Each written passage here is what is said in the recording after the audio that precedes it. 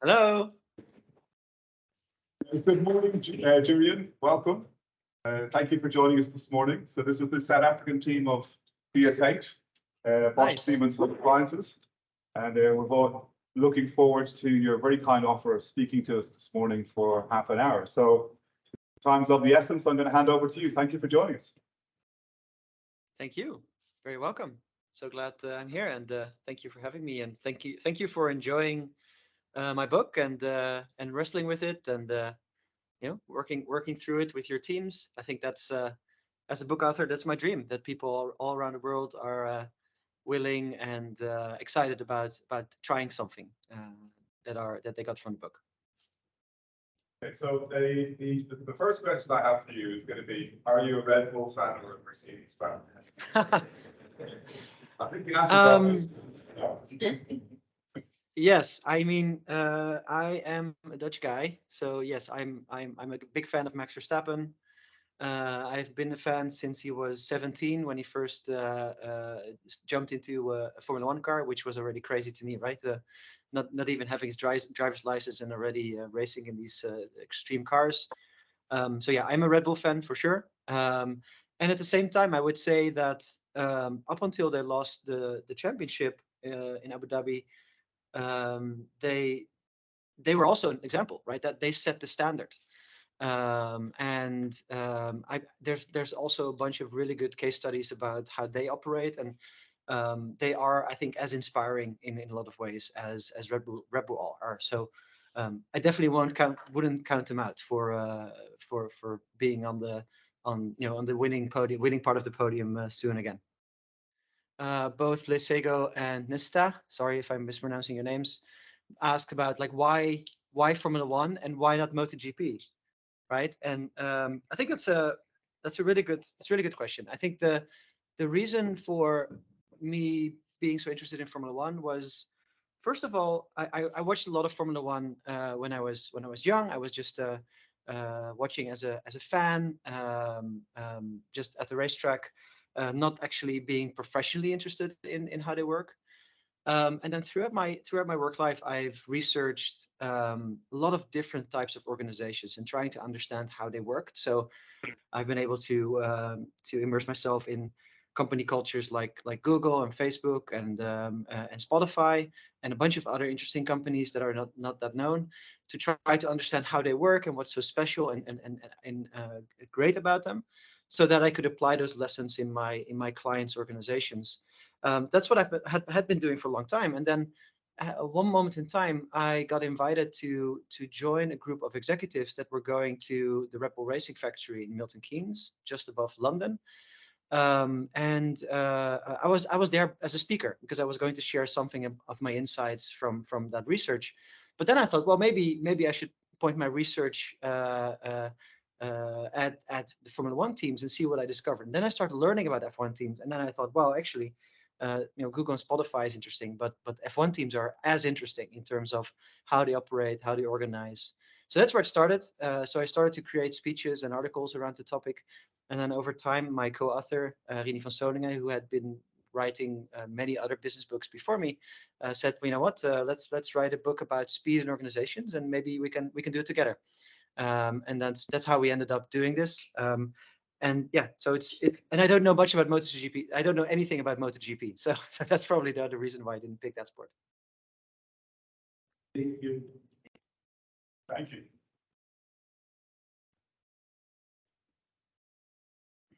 I think Gary asked about the characters in my book, if they are fictional characters that I made up based on real acquaintances or colleagues you've worked with before. And the answer is yes. So since I've been working with a lot of different leaders and executives over the years, I've had many examples of characters, people that are just doing things a certain way, and they're almost becoming predictable, right? So when I was writing the book, I really had some people in my head from my past. Honestly, I even wrote the book originally with their names in it, just to make my life easier, so that when I was thinking about in this situation, what would this person say? and I would have an answer because I was just imagining the situation with them in that, and like, they would probably react like this. And then afterwards, I changed the names into other names, of course. And I think the people, and I've sent the book to some of those people, so they will probably recognize themselves, but I don't know they'll actually know that I was thinking about them at the time. And it really helps, right? If you're writing a story, put your, if you imagine you're in the room with that person and you're imagining what would they say, it's much easier than coming up with a fictional character to me. And then Sandra had a good question about, is there a reason why this book was divided in two parts? The story first and then the model later. I think the idea of a business novel is powerful. There's a bunch of other really great business novels out there that inspired me in the past. My co-author wrote a few as well, The Power of Scrum and the I don't know if it translates well, the beekeeper, the bijenherder in Dutch. The reason why it's interesting to use that format is because people connect well to a story. There's hundreds and thousands of business books and non-fiction books that people buy or they get as a present and they put on their bookshelves. But if you like Barry did, buy a bunch of copies for your team, it doesn't feel like homework, right? It feels like something enjoyable, entertaining you can read on a Saturday afternoon, it's a lower bar to give to people like yourself. I've also found that many, especially senior executives, they reject the idea of another theory book, another consultant writing a book, and oh yeah, here's another framework.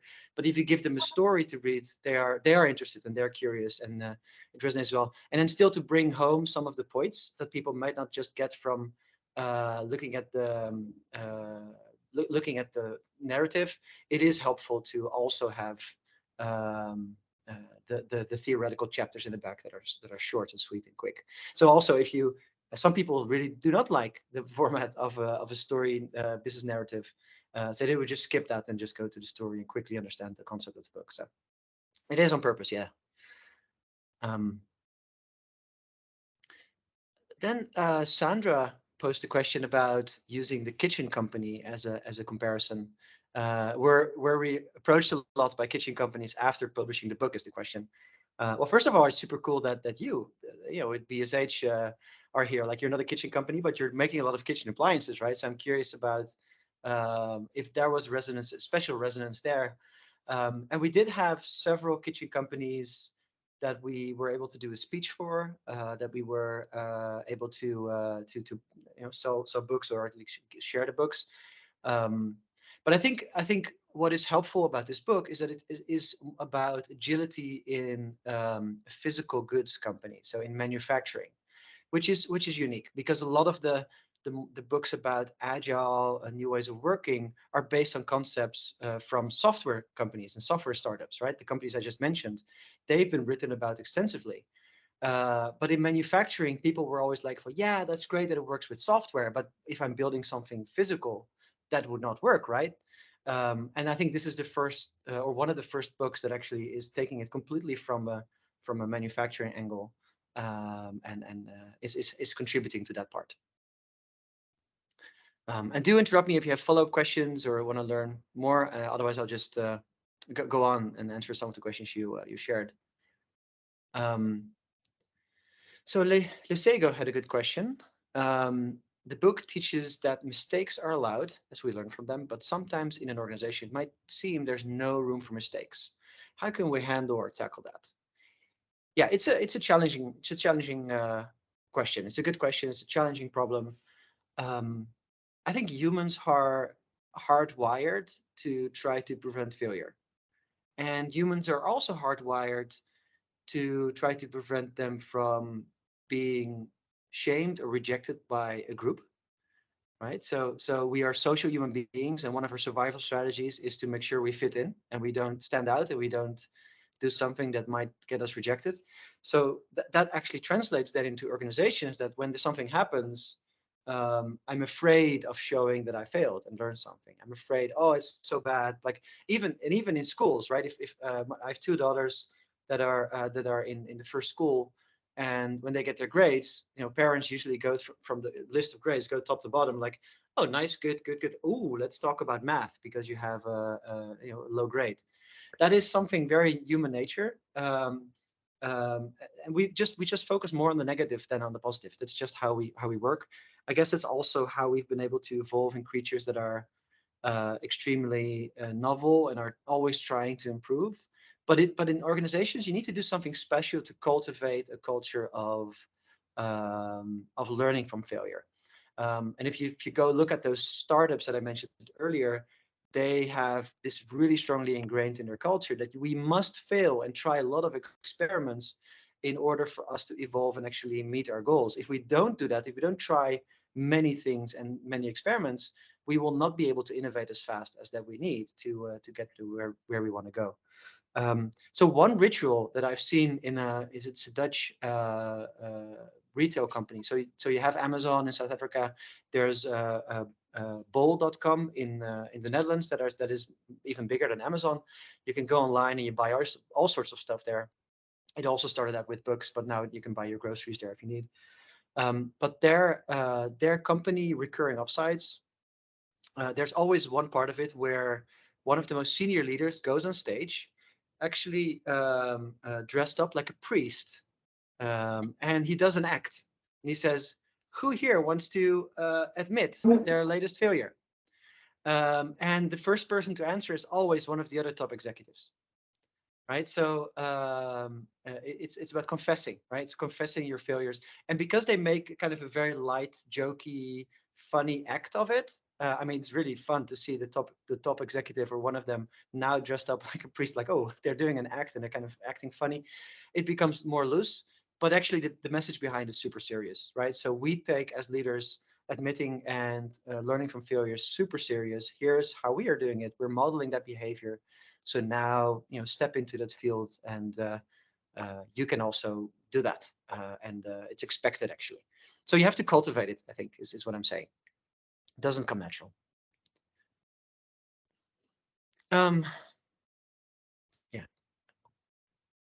Candice, did I pronounce it right? Where are you?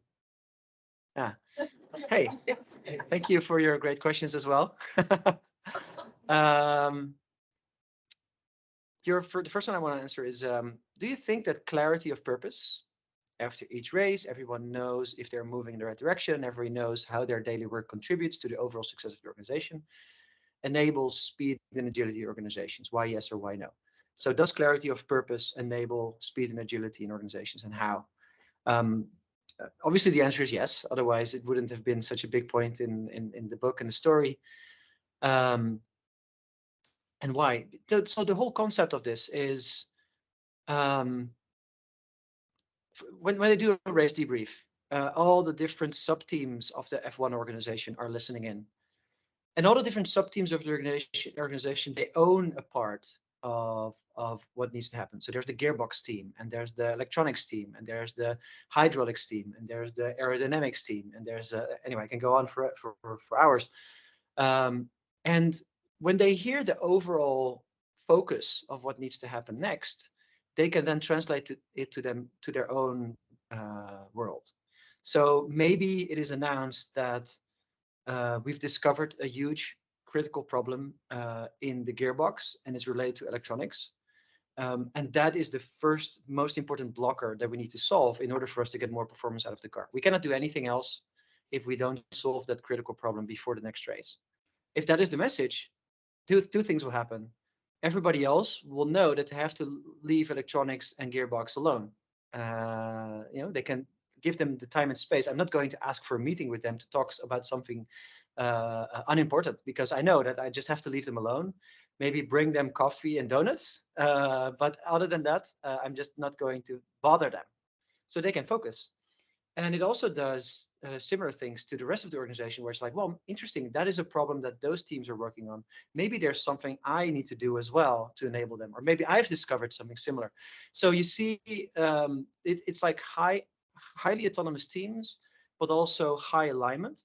And if that happens, it's a common in organizations that if you want to go into a certain direction, you maybe want to ask for a decision or you want to make a proposal, you first have to ask people, is it okay? Is that the kind of direction we're going in, or is there another direction? But that's removed because everybody already knows what the idea is, what the purpose is, and what's the focus is. So you don't need to have all those meetings and conversations to figure out where are we going. It's already clear.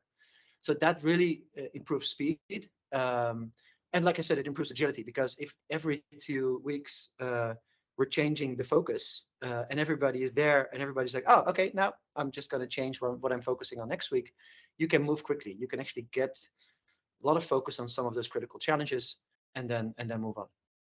So I hope that's clear as an answer. Let me know if it's not. Thank you. I see you nodding, so that's good. Lisego also had a really good one about how do you handle the situation of when someone's priority is not your priority, and it seems like you're delaying his or her important priority. Yeah, it goes back a little bit to the same thing.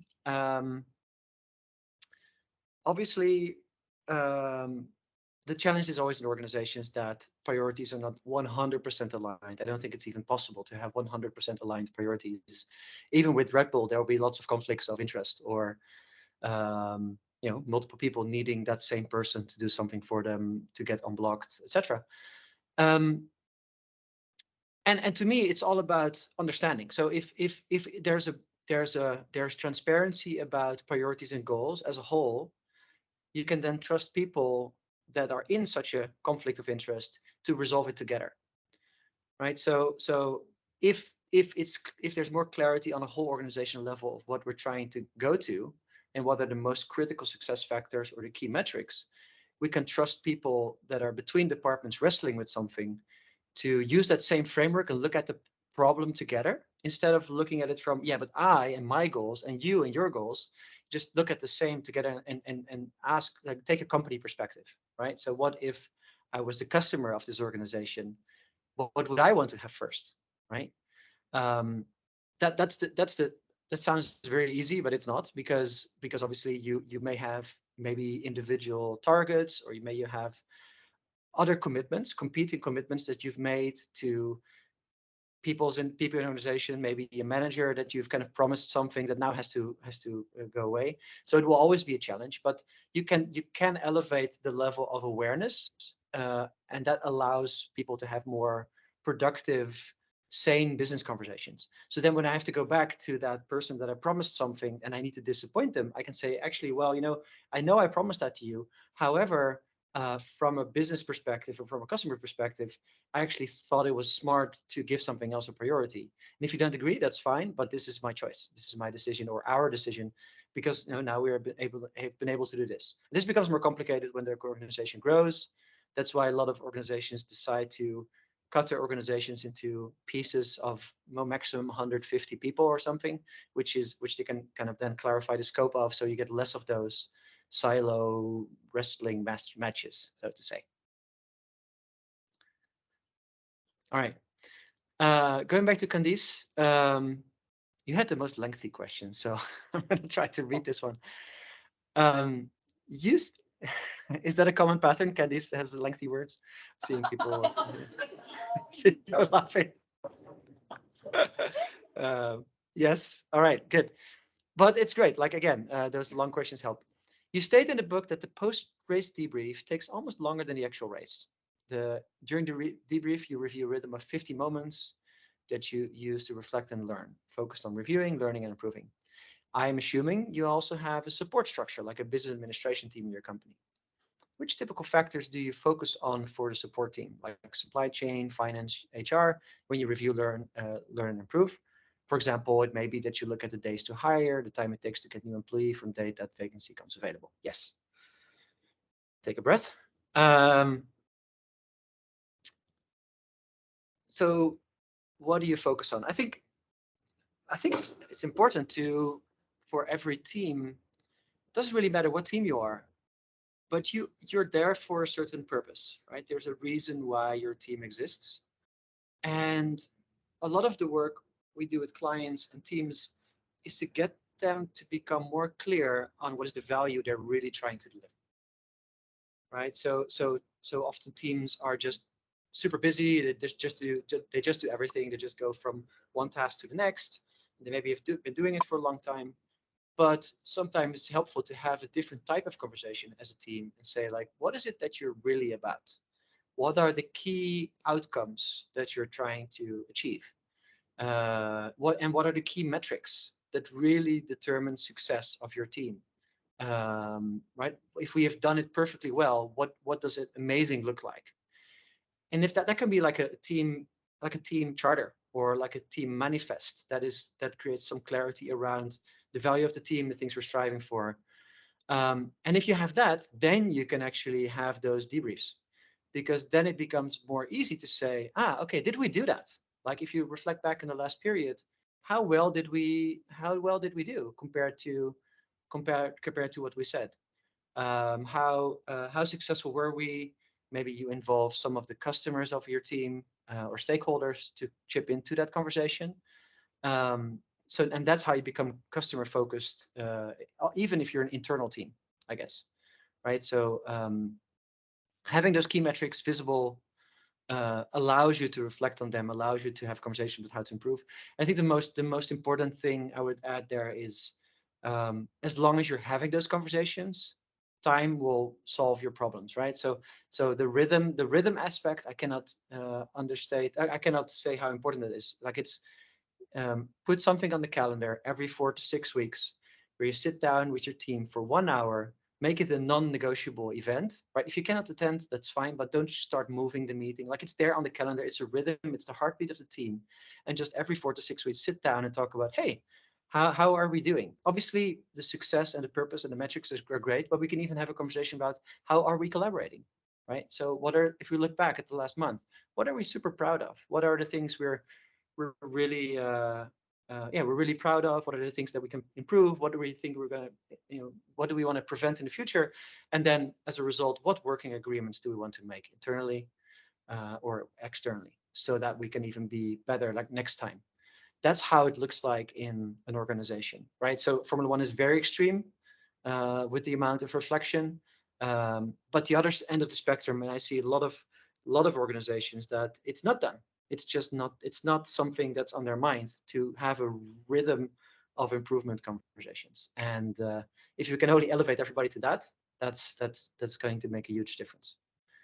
If you go further, find a skilled facilitator, train people in your team to facilitate those conversations, use different formats. The ritual, we often call it in business, is called retrospective. So maybe you're familiar with that. And just hold retrospectives. There's lots of tools to do it well. There's lots of formats. If you go look, you'll find lots of ways to do it. All right, and I want to end with a question from Dev, if I get that right. Yes, hey. And the question is, any plans to write another book in the future? And the answer is yes. I have started at least the thought process of creating something new. Formula X has been out. The Dutch version, the original version, is almost 4 years old. So the idea started 5 years old, which means like now it's time for something new. I've recently started a new company from which I do consulting, speaking work called Unblock, which is a new name. It's just been announced last week, so you may or may not have seen it. And that's always a really good opportunity to create something new, create a new book. There's 2 topics that I'm particularly interested in. And that's not just because I'm interested in it, but I've discovered that when I'm writing on my newsletter, for example, those are the posts that get most engagement. The first topic is it's like the 15 or 20 habits of high-performing leadership teams. So I've been working a lot with senior executive teams and leadership teams all across the globe, and having a list of habits that they can cultivate and try that seem to resonate a lot. So you can find more about that on my site and on my newsletter if you want, and my LinkedIn profile. Feel free to connect on LinkedIn, of course, as well. I love doing that. And then the other topic is strategy and adaptive strategy making. So often when organizations set a strategy, sometimes they take 5 or 6 months to set the 12-month strategy of the next year, right? Sometimes they rely so heavily on planning that they forget that the world around them is constantly changing. And there's a set of practices and ideas that are also partly inspired by Formula One teams and other teams around the globe that are helping us set strategy and win as an organization in a world that is fast changing and complex. So those are the two topics. Maybe it will become 2 books eventually. I'm not sure yet.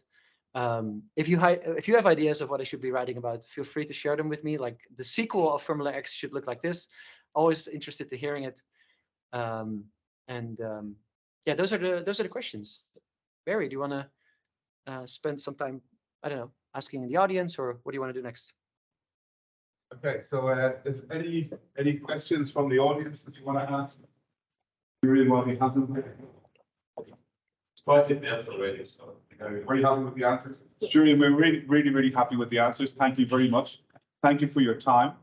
I'm going to ask the team here, please go on to Amazon or Takealot and do a review of the book. If you all have read it now, and give your comments and thoughts. Nice. A token of appreciation to Julian, and then we look forward to seeing your next book. And so thank you so much for your time. We really do appreciate it and the generosity that you've given us today. Thank you. Thank you. Woo! Awesome. Good luck. Okay, see you next time. well. Bye-bye. Bye.